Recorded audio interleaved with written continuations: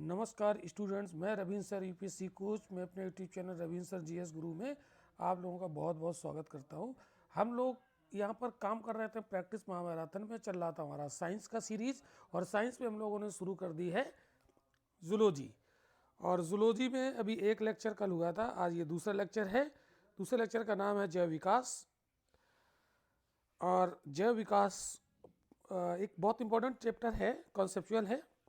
तो आइए इसको हम लोग शुरू करते हैं। और शुरू करने से पहले मैं आपको बता दूं, ये जो लेक्चर है R O A R O UPPCS और स्टेट गवर्नमेंट के जितने भी सरकारी नौकरियां निकलती हैं उसके लिए बहुत ज़्यादा बेनिफिशियल होगा। इसलिए ज़्यादा से ज़्यादा लोगों को शेयर करो, लाइक करो, सब्सक्राइब करो और लाभ उठाओ। तो चलिए शुरू करते हैं हम लोग जैव विकास। तो पहले पेज पे आप देख रहे हैं जैव विकास बाई रविंद्र सर। चलिए पहला क्वेश्चन इसका देखिए,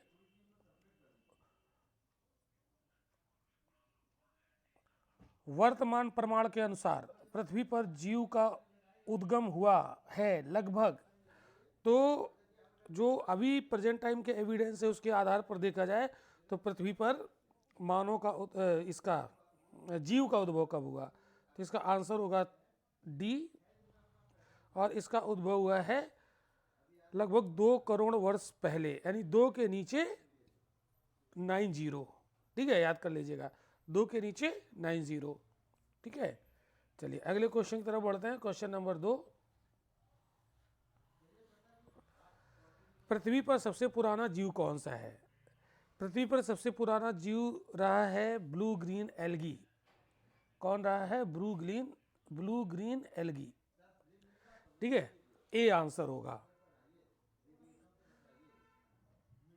ये ऐसे प्रथम जीव हैं जिन्होंने सूर्य के प्रकाश एवं जल के प्रयोग से भोजन का निर्माण करना प्रारंभ किया, और इस प्रक्रिया से ऑक्सीजन उत्पन्न हुई और इस ऑक्सीजन से वायुमंडल का निर्माण हुआ और जो अन्य जीवों के विकास के लिए सहायक हुई। तो नील हरित शैवाल बहुत इंपॉर्टेंट होते हैं, ये अगर नहीं होता तो शायद हमारे वायुमंडल में ऑक्सीजन नहीं होती। Okay, question number third, Darwin द्वारा प्रस्तुत प्राकृतिक वर्णवाद। प्राकृतिक वर्णवाद को इंग्लिश में कहते हैं the theory of natural selection. तो थ्योरी ऑफ नेचुरल सिलेक्शन किसका है? डार्विन का। ये किस पर आधारित है? तो ये ओवर प्रोडक्शन पर भी आधारित है, struggle for existence and variations पर भी आधारित है, और सर्वाइवल ऑफ द फिटेस्ट पर आधारित है। तो ये तीनों कॉन्सेप्ट डार्विन के हैं, तो इसमें आंसर हो जाएगा सभी। ओके, अगला क्वेश्चन नंबर 4, विकासवाद का सिद्धांत किसने प्रतिपादित किया? तो ये जो विकासवाद का सिद्धांत है इसका आंसर आप लगाइए डार्विन ने ही इसको सबसे पहले प्रतिपादित किया। चार्ल्स डार्विन का मानना था कि प्रकृति क्रमिक परिवर्तन द्वारा अपना विकास करती है, इसे ही विकासवाद कहा जाता है। ठीक है, तो आंसर क्या होगा? विकासवाद डार्विन का।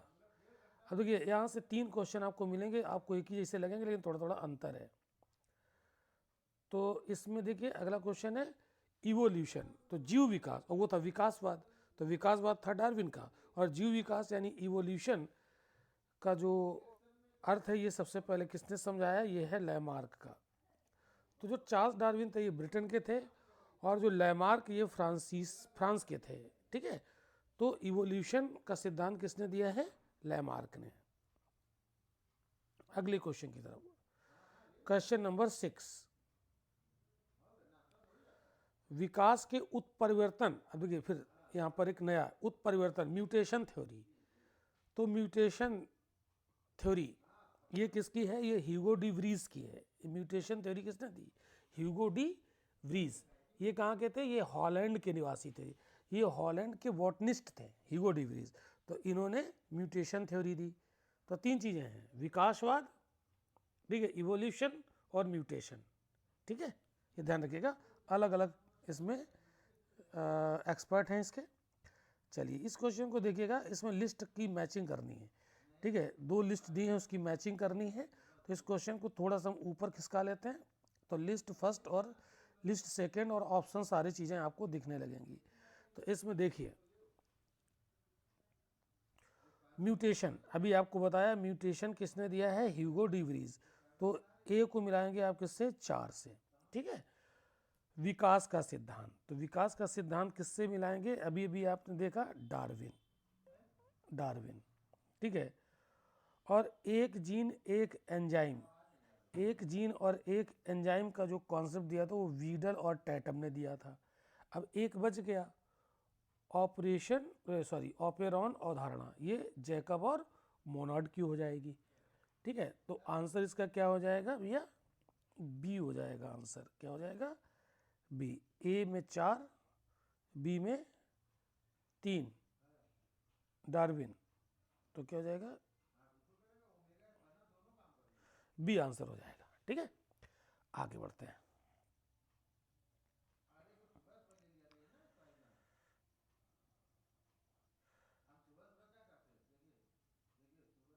विकास का मुख्य कारक क्या है, तो विकास का मुख्य कारक है नेचुरल सिलेक्शन, ये जो डार्विन ने दिया था। आंसर क्या हो जाएगा इसका, डी। आगे बढ़ते हैं क्वेश्चन नंबर 9 की तरफ।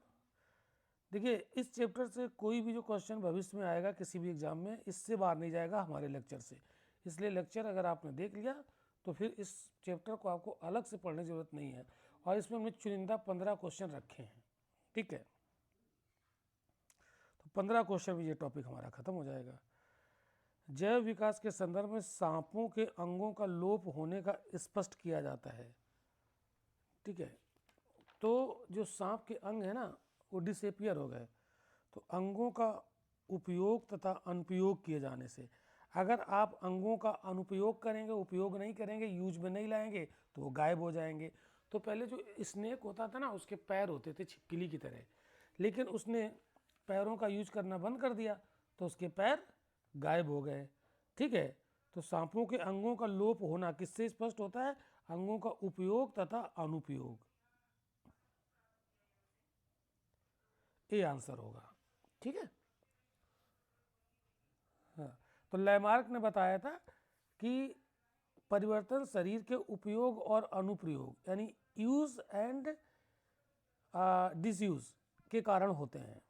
तो बदलते वातावरण में जीवधारी नई आवश्यकताओं की पूर्ति के लिए अपने कुछ अंगों का अधिक प्रयोग करते हैं, जैसे कुछ अंगों का कम प्रयोग करते हैं। तो जिसके कारण अधिक प्रयोग किए जाने वाले अंग ज़्यादा मजबूत और विकसित हो जाते हैं, सुविकसित हो जाते हैं, है ना। और वे अंग जिनका प्रयोग कम होता है वे निष्क्रिय हो जाते हैं और धीरे धीरे वो डिसेपियर हो जाते हैं। इसका उदाहरण आप जैसे हमारे शरीर में कुछ अवशेषी अंग पाए जाते हैं, जैसे हम लोगों के पास पहले एक पूंछ हुआ करती थी, लेकिन हमने उस पूंछ का यूज करना बंद कर दिया तो वो ख़त्म हो गई और आज भी वो एक अवशेषी अंग के रूप में पाई जाती है, ठीक है। जैसे हम लोग देखते हैं एक कॉलोन होता है हमारी जो लार्ज इंटेस्टाइन होती है उसमें, ठीक है, वो भी अवशेषीय अंग है। तो जैसे शुतुरमुर्ग की जो गर्दन है और आगे वाले पैर ये पहले छोटे थे, लेकिन इन्होंने इसका कुछ एक्स्ट्रा यूज करना शुरू किया तो ये बड़े हो गए, और सांपों ने अपनी टांगों का प्रयोग बंद कर दिया तो वो गायब हो गए। तो अंगों का जो परिवर्तन है, लैमार्क ने बताया कि अंगों का जो परिवर्तन है वो यूज और डिसयूज पर निर्भर करता है। तो यही आंसर हो जाएगा ए। आई होप कि आपको समझ में आ गई होगी बातें। क्वेश्चन नंबर 11, क्वेश्चन नंबर 11 में आते हैं, आधुनिक मनुष्य के हाल का पूर्वज कौन है, तो ये है क्रो-मैग्नन मनुष्य, ठीक है, बी आंसर होगा। अगले क्वेश्चन की तरफ बढ़ते हैं। क्वेश्चन नंबर 12, आर्कियोप्टेरिक्स, ये मल्टीपल टाइम क्वेश्चन पूछा गया डिफरेंट एग्जाम में।